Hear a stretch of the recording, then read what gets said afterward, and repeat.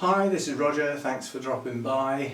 Very short video today. I've got a bloom that's opened that would have been nicer if it had been open on Sunday, but it's open now, so we'll have a look at that. But this is more about what's coming. Thursday today. Friday is the blast from the past, and it's a bit of a special. And then later in the day, Friday, I'm going to pick Hannah up for the weekend. So I would imagine, I'm not saying definitely, but I would imagine there won't be any videos until Monday after I've taken Hannah back. I'm picking her up later on Friday. Saturday and Sunday we've got work to do in the garden and some work to do in the house that I need a hand with.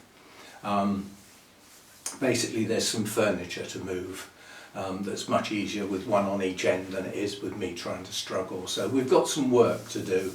I doubt if there will be any videos. If there is going to be a video over the weekend, it's more likely to be a gardening video rather than an orchid video. So it'll be a bit of a break.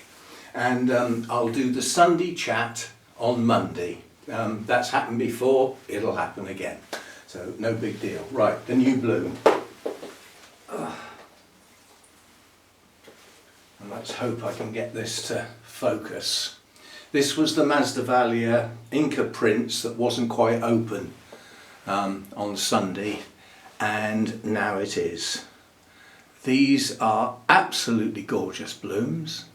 I'm hoping it's in focus, but I'm also hoping it's showing that purple sheen.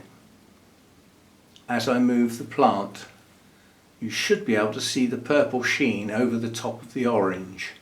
Now that's actually tiny purple hairs. It's not actually a colour as such. The plant is orange, but the purple hairs form a sheen when it catches the light at certain angles.